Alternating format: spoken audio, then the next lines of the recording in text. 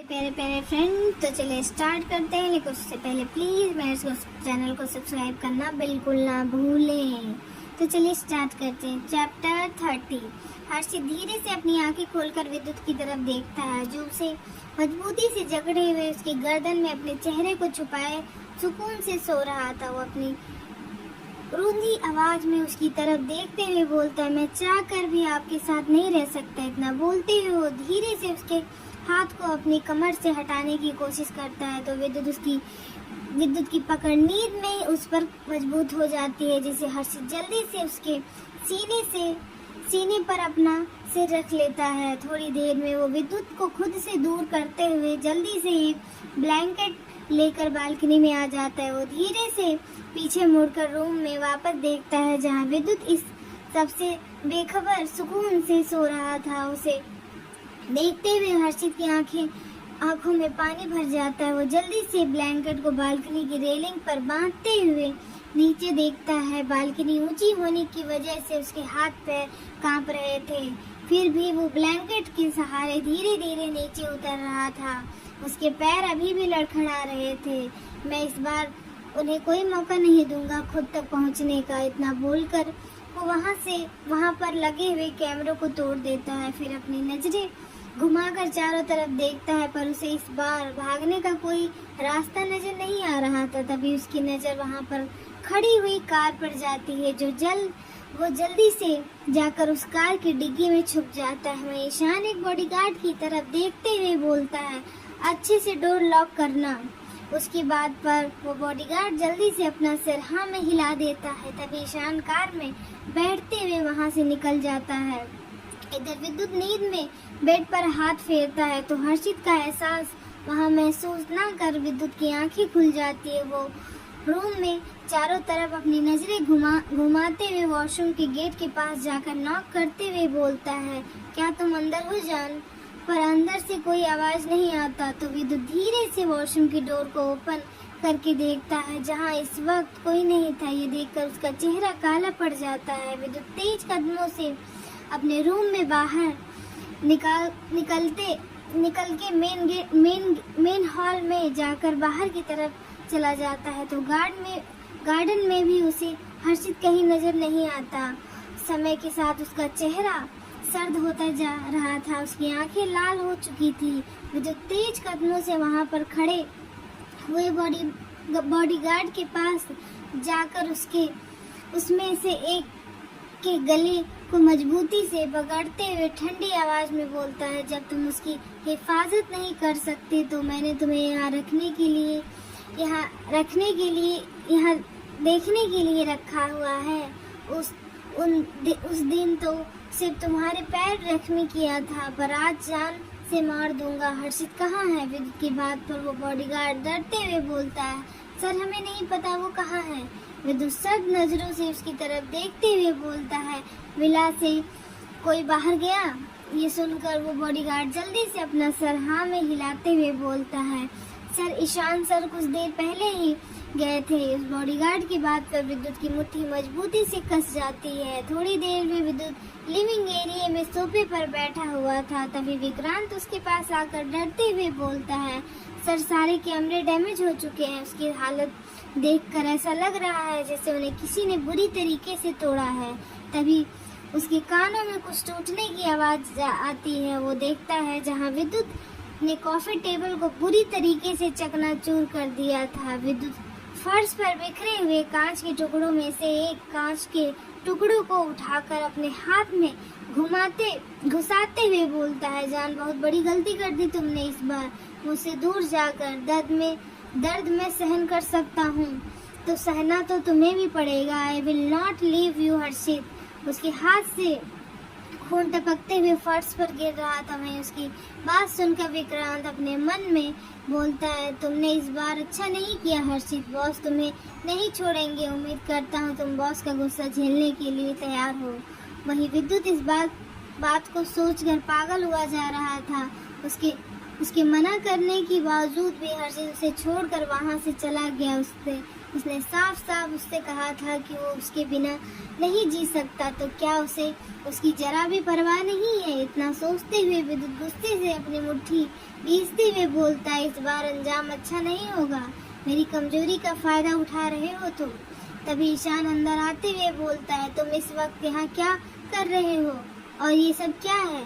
ईशान की बात पर विद्युत अपनी लाल आंखों से उसकी तरफ देखता है, तो ईशान विक्रांत की तरफ देखता है तो वो अपना सर ना में हिला देता है, जिसे समझते हुए वो भी गहरी सांस लेते हुए मन में बोलता है, फिर से वही गलती हर्षित, आखिर तुम क्यों बार बार एक ही गलती कर रहे हो? सीसीटीवी फुटेज चेक किए? ईशान की बात पर विक्रांत जल्दी से बोलता है, सारे कैमरे डैमेज हो चुके हैं। उसकी बात पर ईशान हैरान होते हुए बोलता है, क्या ये सब किसने किया? विद्युत विक्रांत की तरफ देखते हुए बेहद खतरनाक आवाज में बोलता है, जितना जल्दी हो सके ढूंढे उसे, मुझे किसी भी कीमत पर वो अपने पास चाहिए, और अगर वो तुम्हें मिल जाए फिर चाहे वो आना चाहे या ना आना चाहे, उसे जबरदस्ती लेकर आना।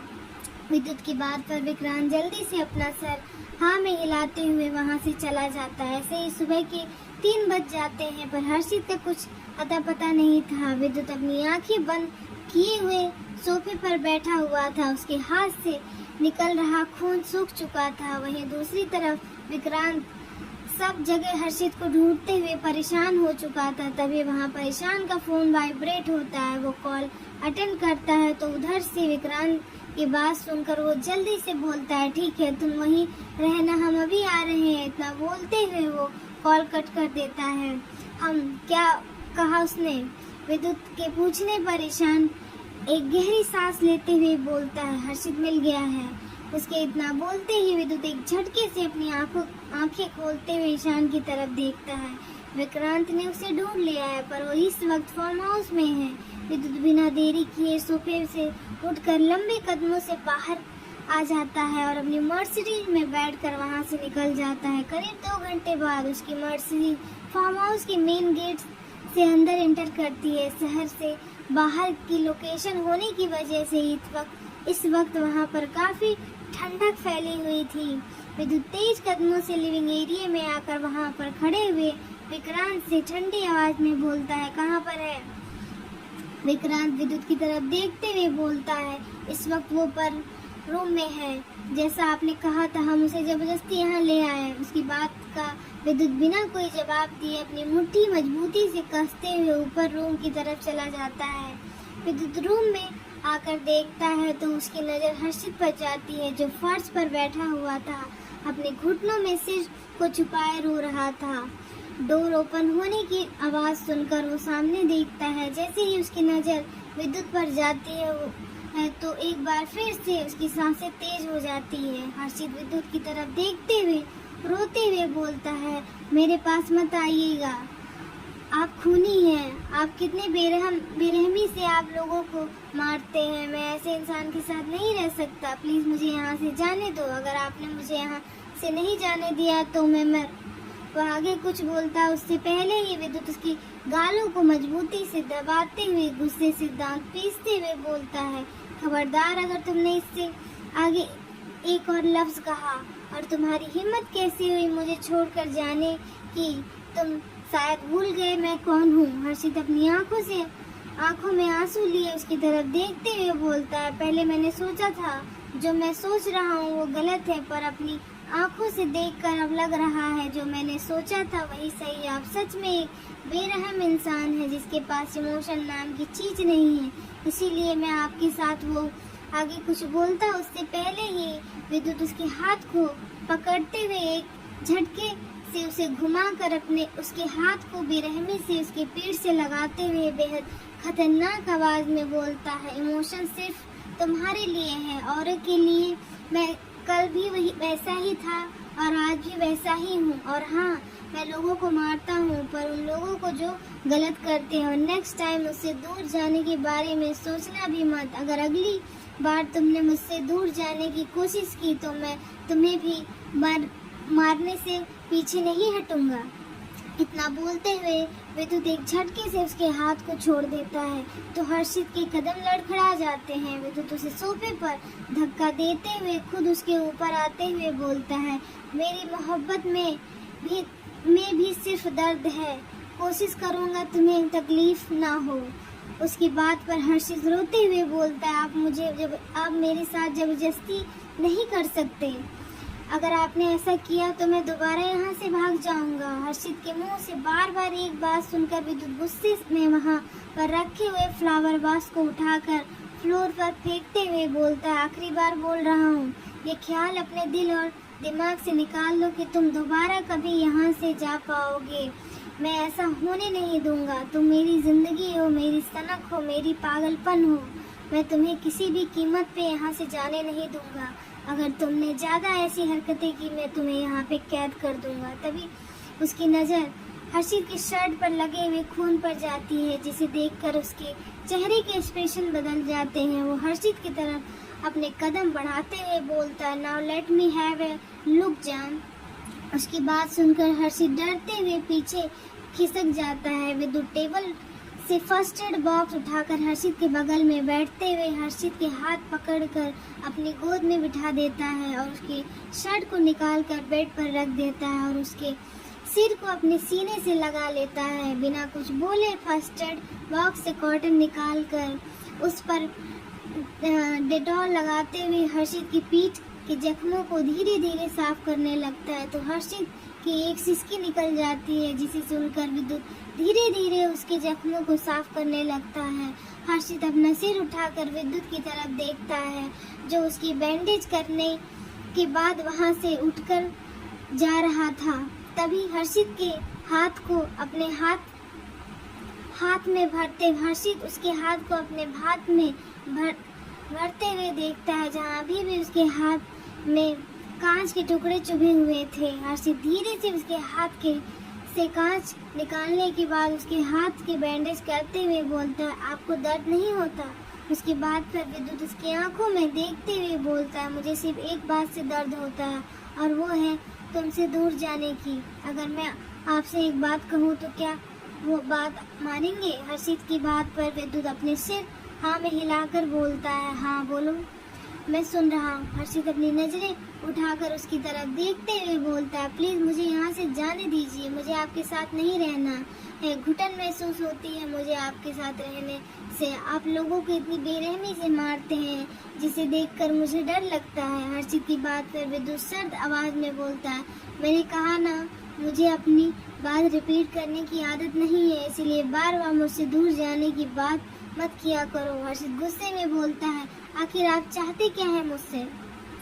विद्युत उसकी आंखों में देखते हुए उसके कान के बेहद करीब जाकर बोलता है, मैंने पहले भी कहा था और अब भी बोल रहा हूँ, मुझे तुम्हारा साथ चाहिए। मुझे तुम्हारी इन आंखों में अपने लिए प्यार चाहिए और वो प्यार चाहिए और तुम्हारी इसी मासूमियत से मुझे तुम्हारे करीब आने पर मजबूर करती है और ये तुम्हारी आंखों में मुझे अपने लिए प्यार चाहिए और तुम्हारी यही मासूमियत मुझे तुम्हारे करीब आने पर मजबूर करती है। मुझे तुमसे इस हद तक मोहब्बत हो चुकी है कि तुम्हारे बिना मुझे मेरी लाइफ कुछ नहीं लगती। विद्युत कर्क को किसी के होने ना होने से कोई फर्क नहीं पड़ता, पर एक शख्स है जो मेरी लाइफ का सबसे इम्पोर्टेंट पर्सन है और वो तुम खुद हो। तुम मेरी पहली और आखिरी मोहब्बत हो। उम्मीद करता हूँ अब तुम मुझसे दूर जाने की कोशिश नहीं करोगे। हर्षित अपनी आंसू भरी नजरों से उसकी तरफ देखते हुए बोलता है, तो आप ये सब छोड़ क्यों नहीं देते? उसकी बात पर विद्युत उसके चेहरे को अपने हाथों में भरते हुए बोलता है, नहीं छोड़ सकता। अगर मैंने ये सब छोड़ दिया तो तुम्हें सब मेरी कमजोरी समझकर टारगेट करेंगे, जिसे मैं बर्दाश्त नहीं कर सकता। विद्युत की बात पर हर्षित ने कुछ नहीं बोला। विद्युत हर्षित को अपने करीब खींचते हुए अपनी ठोड़ी उसके कंधे पर रखते हुए आंखें बंद करते हुए बोलता है, मैंने लाइफ में कभी किसी से रिक्वेस्ट नहीं की, पर आज मेरे प्यार ने मुझे रिक्वेस्ट करने पर मजबूर कर दिया है। मैं शिद्दत के साथ तुमसे मोहब्बत करता हूँ। मैं ये नहीं कह रहा तुम भी मुझसे प्यार करो। मेरा प्यार हम दोनों के लिए काफी है, पर अपने दिमाग से मुझसे दूर जाने का ख्याल निकाल दो। अगर तुमने नेक्स्ट टाइम यहाँ से भागने की कोशिश की तो मुझसे भी नहीं पता, मुझे नहीं पता मैं क्या करूँगा। विद्युत की इतनी ठंडी आवाज़ सुनकर हर्षित कांपते हुए बोलता है, आप ऐसे बिहेव क्यों कर रहे हैं? मुझे आपसे डर लग रहा है। तो गाइस मिलते हैं नेक्स्ट चैप्टर में। प्लीज़ मेरे चैनल को सब्सक्राइब करना बिल्कुल ना भूलें। आगे क्या होता है, कैसे हर्षित क्या इसकी जुनून को, विद्युत की जुनून को झेल पाएगा और आगे क्या क्या ट्विस्ट है वो आपको आगे चैप्टर में मिलते रहेंगे। तो बाय बाय।